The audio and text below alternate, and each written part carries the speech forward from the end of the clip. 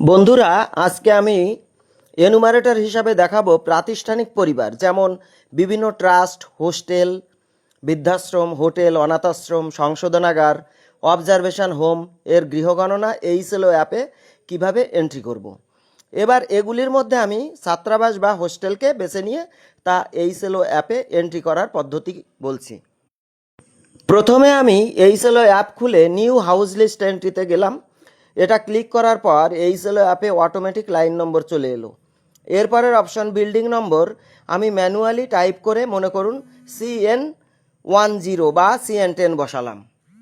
এবার এইচএলও অ্যাপে census house নম্বর নিউতে click করলাম এবং সঙ্গে সঙ্গে অটোমেটিক সেন্সাস হাউস নম্বরটি চলে এলো। সেটা মনে করুন 0025, যা 4 সংখ্যা বিশিষ্ট।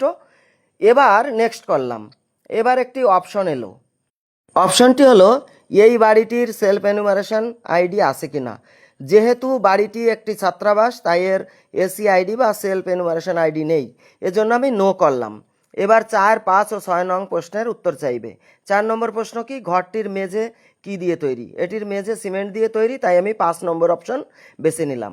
5 নম্বর প্রশ্ন কি, ঘরটির দেওয়াল কি দিয়ে তৈরি? ঘরটির দেওয়াল পোড়া ইট দিয়ে তৈরি, তাই আমি 8 নম্বর অপশন বেছে নিলাম। 6 নম্বর প্রশ্নটি কি, ঘরটির ছাদ কি দিয়ে তৈরি? এক্ষেত্রে ঘরটির ছাদ পাথর দিয়ে তৈরি, তাই 6 নম্বর অপশন বেছে নিলাম।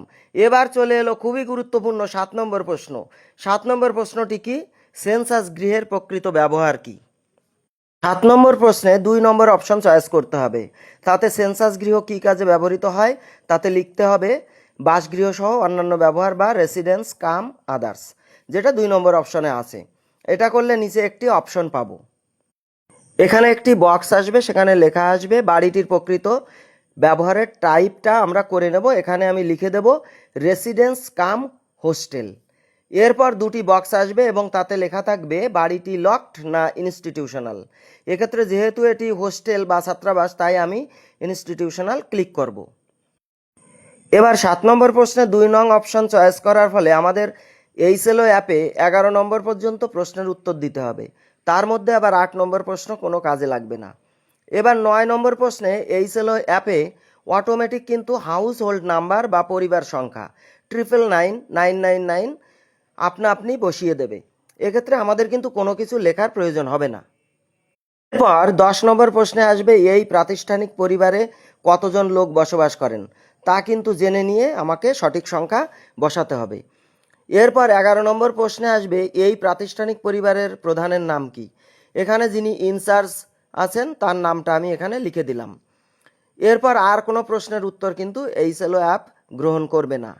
এবার অ্যান্সারগুলো সব প্রিভিউ করে ফাইনাল সাবমিশন করতে হবে।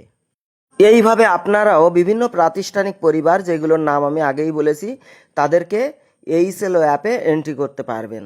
ধন্যবাদ, সবাই ভালো থাকুন।